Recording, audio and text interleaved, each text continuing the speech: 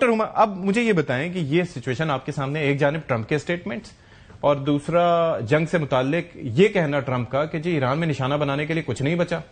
I main look at these statements. میں تو حیران ہوتا ہوں کہ کس طرح کی اسٹیٹمنٹس آتی ہیں. لیکن بہرحال ایک تو یہ چیز، دوسرا ایران کا اپنا ریزالو کہ اب ہم نے صرف ٹرمپ کی گارنٹیز پہ، یا اس طرح سے نہیں کہ وہ ایسی گارنٹیز جو کسی بھی وقت واپس لے لی جائیں، کہ یو ریمبر دا اسٹیٹمنٹس جب جون کی جنگ ہوئی تھی کہ ہم نے تو ان کی ایٹمی تنصیبات کو ناکارہ بتا دیا، اب ایران کبھی نہیں کھڑا ہو سکے گا.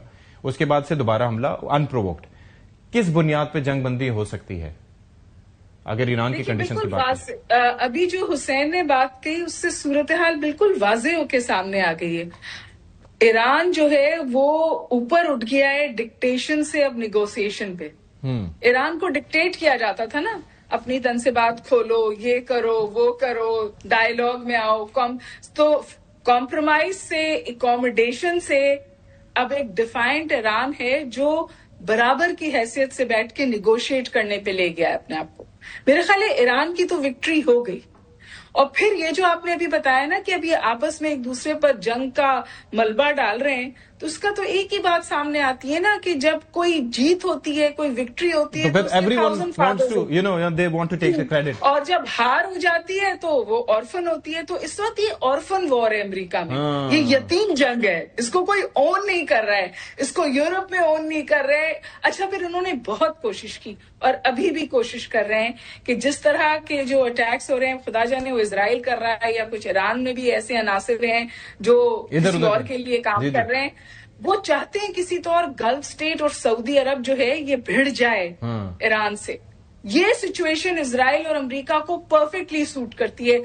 ابھی تک الحمدللہ گلف سٹیٹس بھی اور سعودی عربیہ بھی ڈیفینسو پر ہیں، اوفینسو پہ نہیں گئے. وہ آنے والی میزائلز کو روکتے ہیں پر ایران پہ حملہ نہیں کر رہے، ڈائریکٹ نہیں گئے. ابھی اس کے اندر اگر یہ خدا نہ کرے ہو جاتا ہے، آپ یقین کیجئے اسرائیل کی دلی خواہش پوری ہو جائے گی. جب ایک جملہ کہنے دیجیے، جب یہ ایران اور عراق کی 7 سالہ جنگ ہوئی تھی نا، 7 سے 8 سال، جو ایران جو شروع کروائی تھی امریکہ نے، امریکہ دونوں کو ہتھیار بیچتا تھا. ہینری کسنجر نے یہ کہا تھا ہم نہیں بیچیں گے تو کوئی اور بیچے گا. ایران کو بھی ہتھیار بیچتا تھا اور عراق کو بھی ہتھیار بیچتا. جی اور وہ جنگ 7 سال چلی تھی. لیکن یاد رکھیے کہ ایران نے وہ جنگ بھی چلائی تھی اور سہا تھا. جی ہمیں بھی کہا گیا تھا کہ آپ بھی ایک محاذ ادھر سے کھول لیں، جس کو منع کر دیا گیا تھا. جی عفنان صاحب، ایک چیز مجھے یہ بتا دیں کہ جو سچویشن ابھی ہے، جس طریقے سے ایران کا سرج، پھر چین ایک طاقت کے طور پہ سامنے آ رہا ہے، کیا آپ کو ورلڈ آرڈر اب چینج ہوتا ہوا دکھائی دے گا اس جنگ کے بعد؟ دیکھیں، ورلڈ آرڈر جو ہے وہ آلریڈی اس کے اندر شفٹ آ چکے ہیں میجر.